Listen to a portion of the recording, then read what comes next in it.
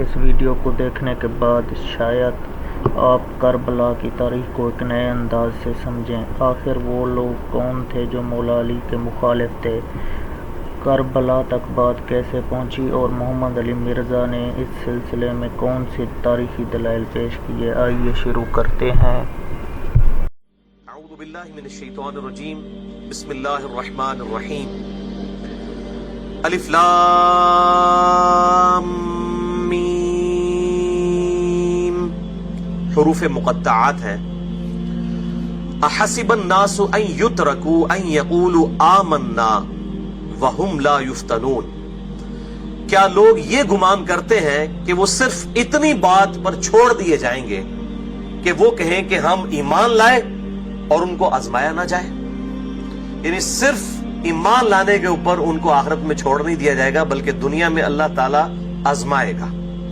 وَلَقَدْ فَتَنَّ الَّذِينَ مِن قَبْلِهِمْ، اور بے شک اللہ تعالیٰ نے آزمایا ان سے پہلے لوگوں کو بھی۔ فَلْيَعْلَمَنَّ اللَّهُ الَّذِينَ صَدَقُوا، پس اللہ تعالیٰ نے جانچا کہ کون لوگ اپنے ایمان لانے کی دعوے کے اندر سچے ہیں۔ وَلَيَعْلَمَنَّ الْكَاذِبِينَ، اور ضرور اللہ تعالیٰ جانچے گا کہ کون لوگ اپنے دعوے میں جھوٹے ہیں۔ یعنی اللہ کی سنت رہی ہے کہ اس نے ہمیشہ اہل ایمان کو جانچا ہے۔ اس کا لفظی ترجمہ تو بنتا ہے کہ اللہ تعالیٰ جانے گا کہ کون اپنے ایمان لانے میں سچے ہیں اور کون جھوٹے ہیں۔ لیکن چونکہ ہماری اردو لنگوسٹک کے اندر اس سے غلط فہمیاں پروڈیوس ہو جاتی ہیں کہ شاید اللہ تعالیٰ کو پہلے نہیں پتا، اللہ تعالیٰ بعد میں جانے گا، تو اس لیے میں نے اس کا ترجمہ کیا ہے جانچے گا۔ یعنی اللہ تعالیٰ جانتا تو ہے، لیکن اس نے پریکٹیکلی جانچنا ہے اس اعتبار سے تاکہ لوگ اس کے اوپر گواہ ہو جائیں۔ اگر اللہ تعالیٰ بغیر جانچے ہی جنت اور دوزخ کا فیصلہ کر دیتا، جیسا کہ بعض لوگ مسئلہ تقدیر کے اعتبار سے یہ بات کرتے ہیں کہ اگر اللہ کے علم میں یہ پہلے سے ہی ہے تو اللہ تعالیٰ فرما دیتا، تو اللہ تعالیٰ پر لوگ ظلم کو لازم ٹھہرا دیتے کہ اللہ تعالیٰ نے ہمیں جانچا ہی نہیں، ہم نے کبھی بھی ایسا نہیں کرنا تھا۔ تو اللہ تعالیٰ نے انسان کو موقع دیا اور اختیار دیا، انا ہدیناہ السبیل اما شاکرا و اما کفورا، ہم نے ہدایت کا راستہ واضح کر دیا ہے، چاہے تو شکر گزاری کی روش اختیار کرو اور چاہے ناشکری کرو، اللہ تعالیٰ پھر آخرت میں معاملہ فرمائے گا۔ تو کوئی شخص قیامت والے دن یہ کہہ سکتا تھا کہ اے اللہ تو نے جانچے بغیر ہی میرے لیے فیصلہ سنا دیا، مجھے آزمایا تو جاتا، میں تمام آزمائشوں میں پورا اترتا۔ تو اس لیے اللہ تعالیٰ نے دنیا میں یہ آزمائش والا معاملہ رکھا ہے۔ تو اللہ تعالیٰ فرماتا ہے کہ بے شک ضرور اللہ تعالیٰ نے ان سے پہلے لوگوں کو بھی آزمایا تھا، ان کو بھی اللہ آزمائے گا، تاکہ اللہ تعالیٰ یہ جانچ لے اور لوگوں کے اعتبار سے یہ چیز واضح کر دے، لوگوں کے علم میں بھی یہ بات آ جائے کہ کون لوگ اپنے ایمان لانے کے دعوے میں سچے ہیں اور کون لوگ جھوٹے ہیں۔ کتنا سخت یہ معاملہ ہے، میں کہتا ہوں پورے قرآن میں اتنی سختی کے ساتھ اللہ تعالیٰ نے کہیں پہ یہ بات ارشاد نہیں فرمائی۔ سورۃ العصر میں اللہ تعالیٰ نے کامیابی کے جو 4 ایٹم لیول پہ شرائط بتائی ہیں، نمبر 1 الا الذین آمنوا، نمبر 2 وعملوا الصالحات، نمبر 3 وتواصوا بالحق، اور نمبر 4 وتواصوا بالصبر۔ صرف ایمان لانا اور نیک اعمال کرنا کافی نہیں ہے، بلکہ وتواصوا بالحق، نیکی کی دعوت دینا، اور پھر اس کا لازمی نتیجہ ہے وتواصوا بالصبر، پھر صبر تو کرنا پڑے گا، کیونکہ حق بات کے ساتھ تکالیف جڑی ہوئی ہیں، لوگوں کی طرف سے تکالیف اٹھانی پڑیں گی، پھر اس پہ صبر کرنا ہے۔ اسی کانٹیکسٹ میں سورہ البقرہ میں آیت نمبر ہے 155، سورۃ البقرہ آیت نمبر 155 بڑی مشہور ہے آپ کے قرآن پاک میں، پیج نمبر 24 پہ ہے، یہ 3rd لاسٹ لائن کے اوپر، پیج نمبر 24 نیچے سے تیسری لائن۔ اعوذ باللہ من الشیطان الرجیم، بسم اللہ الرحمن الرحیم۔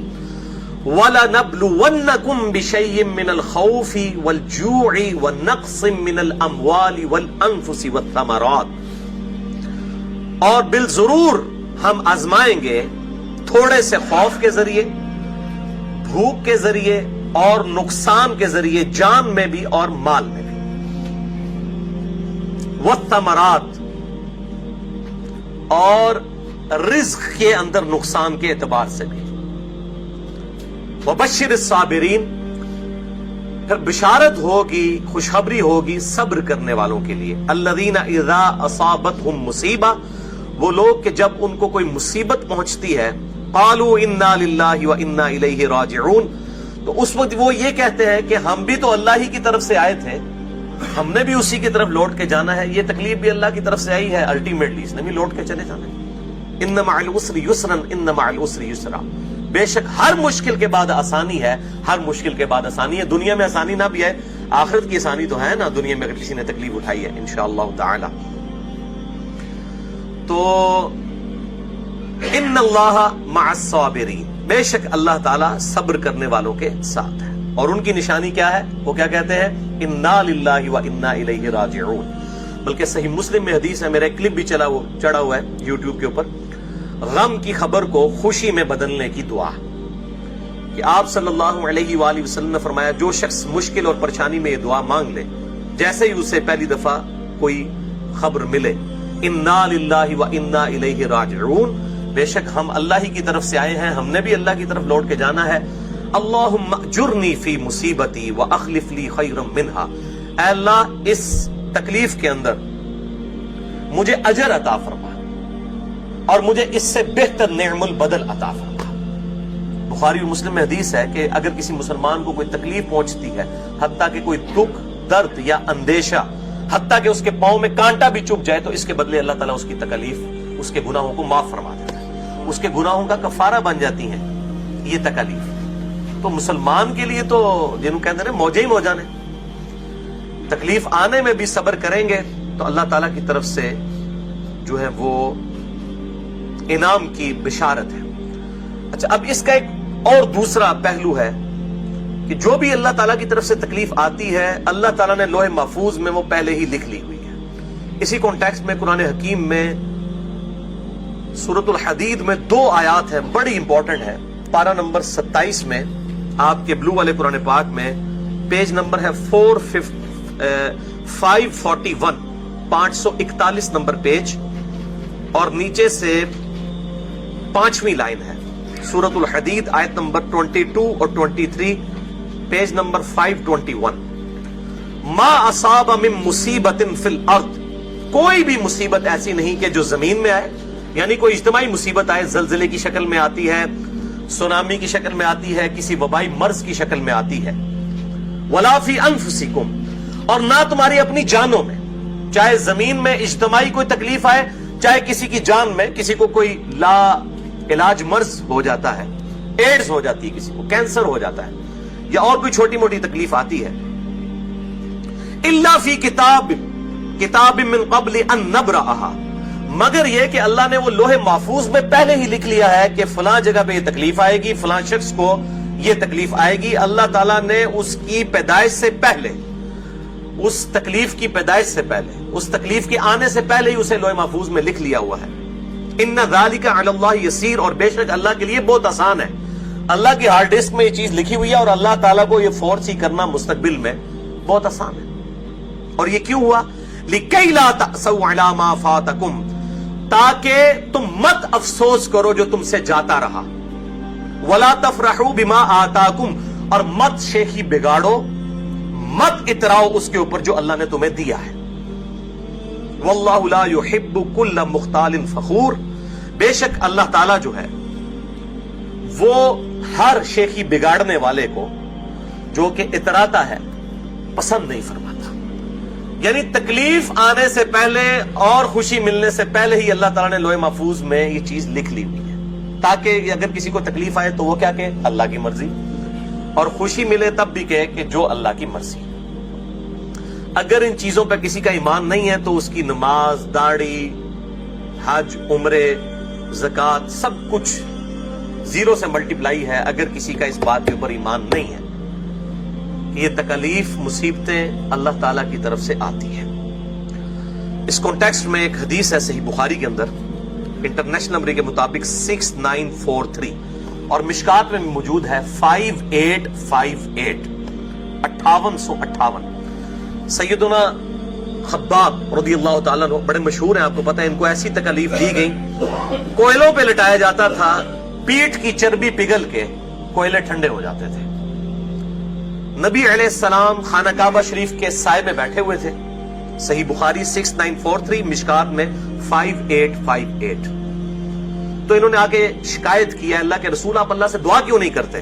اتنا عرصہ ہو گیا ہمیں تبلیغ کرتے ہوئے، کوئی آؤٹ پٹ نہیں ہے، ہمیں تکلیف دی جا رہی ہیں، آپ اللہ سے دعا کیوں نہیں کرتے کہ اللہ تعالیٰ ہماری تکلیفیں دور کر دیں؟ آپ صلی اللہ علیہ وآلہ وسلم جلال میں آ گئے، چہرہ مبارک سرخ ہو گیا، حدیث کے الفاظ ہیں، اور آپ صلی اللہ علیہ وآلہ وسلم نے فرمایا اللہ کی قسم تم سے پہلے لوگوں کو بھی یہ تکلیف دی جاتی تھی، یہ اللہ کی سنت ہے کہ اللہ نے تکلیف دینی ہے، جو ہم نے یہ آیت پڑھی وَلَقَدْ فَتَنَّ الَّذِينَ مِن قَبْلِهِمْ، بے شک ضرور آزمائے گئے پچھلے لوگ بھی۔ آپ صلی اللہ علیہ وآلہ وسلم نے فرمایا اللہ کی قسم تم سے اگلے لوگوں کو بھی تکلیف دی گئی، یہاں تک کہ ان کے لیے زمین میں گڑھا کھودا جاتا اور اس گڑھے میں ان کو دفن کیا جاتا، صرف سر باہر رکھ کر ان کے جسم کے اوپر آرا چلایا جاتا اور 2 ٹکڑے کر دیے جاتے۔ اور ایسے بھی لوگ تھے، آپ صلی اللہ علیہ وآلہ وسلم نے فرمایا کہ جن کے جسموں کے اوپر ان کی ہڈیوں اور ان کے پٹھوں کے اوپر لوہے کی کنگیاں پھیری جاتی، ان کے گوشت کے لوتھڑے اتارے جاتے، لیکن تب بھی وہ اللہ تعالیٰ کے دین کو نہ چھوڑتے۔ اللہ کی قسم یہ دین غالب ہو کر رہے گا، حتیٰ کہ کوئی شخص صنعاء سے لے کر حضر الموت تک سفر کرے گا اور اس کی بکریوں کو بھی خطرہ نہیں ہوگا، اتنا امن قائم ہو جائے گا۔ یہ علامات النبوہ والے چیپٹر میں صحیح بخاری میں ہے۔ اس وقت نبی علیہ السلام بشارت دے رہے ہیں کہ جب گنتی کے چند لوگ آپ کے اوپر ایمان لائے ہیں، اور وہ بھی اصحاب کہہ رہے ہیں یا رسول اللہ علیہ وسلم آؤٹ پٹ تو نظر ہی نہیں آ رہی۔ ان کو کیا پتا تھا کہ اگلے 14 سے 15 سال کے اندر 3 براعظموں میں مسلمانوں کی حکومت پہنچنے والی ہے، اور رومن اور پرشین امپائر دونوں سپر پاورز مسلمانوں کے قدموں میں ڈھیر ہونے والی۔ اس وقت تو نہیں ان کو پتا تھا، آپ نے پہلی پریڈکشن فرمائی کہ یہ ہوگا، اور بخاری اور مسلم میں حدیث ہے اللہ کی قسم مجھے اپنے بعد تم سے یہ خطرہ نہیں کہ تم شرک کرنے لگو گے یا تم بھوکے افلاس کی وجہ سے مر جاؤ گے، مجھے خطرہ ہے کہ اللہ تعالیٰ تم پر زمین کی دولت کھول دے گا اور پھر تم اس دولت کی لالچ میں ایک دوسرے کو قتل کرو گے، جس طرح کہ اگلے لوگوں نے کیا، اور وہ بھی برباد ہو گئے، اس طریقے سے تم بھی برباد ہو جاؤ گے۔ بولے اعوذ باللہ تعالیٰ، اور یہی ہوا پھر بعد میں۔ 1000 سال تک مسلمانوں کی حکومت ضرور رہی ہے، لیکن اسلامی حکومت جو ہے وہ آپ سمجھ لیں شہادت علی رضی اللہ تعالیٰ عنہ علیہ السلام پر آلموسٹ ختم ہو گئی، یہ 6 مہینے سیدنا حسن کے ڈال رہے۔ بعد میں مسلمان حکومت تھی، اسلامی حکومت کوئی نہیں تھی۔ وہی محلات بننا شروع ہو گئے، وہی عیاشیاں شروع ہو گئیں، وہی ملوکیت شروع ہو گئی کہ باپ مرتا تھا بیٹے کو حاکم بنا جاتا تھا، بیٹا جب مرنے لگتا تو وہ اپنے اگلے 4 5 بیٹوں کو کہ اس کے بعد یہ بنے، اس کے بعد یہ۔ اس کی آپ پریکٹیکل مثال آج سعودیہ میں دیکھ لیں کہ کیا ہو رہا ہے۔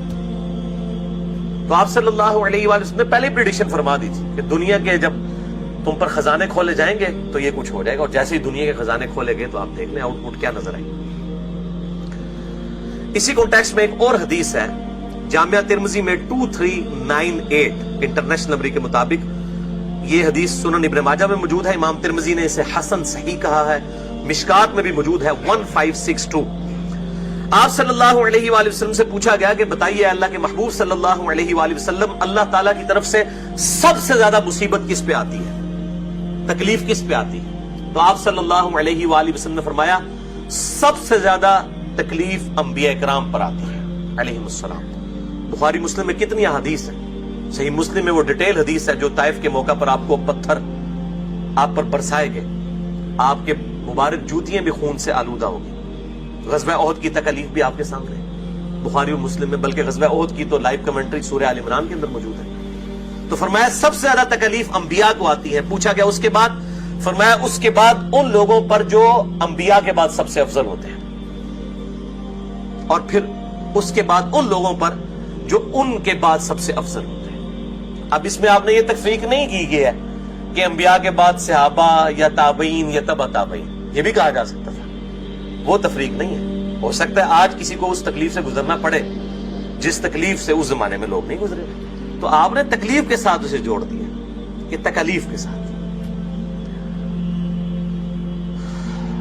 اور پھر آپ صلی اللہ علیہ وآلہ وسلم نے فرمایا کہ اللہ تعالیٰ آدمی کو اس کے دین کی پختگی کے اعتبار سے آزماتا ہے، جو جتنا دین میں پختہ ہوتا ہے اتنی بڑی آزمائش، اور جو جتنا دین میں کمزور ہوتا ہے اس کی آزمائش بھی کمزور ہوتی ہے، حتیٰ کہ وہ شخص زمین پر چلتا پھرتا رہتا ہے، یعنی اس کی موت کا وقت آ جاتا ہے اور وہ دنیا میں اس حال سے اٹھایا جاتا ہے کہ اس کے ذمہ کوئی گناہ نہیں ہوتا.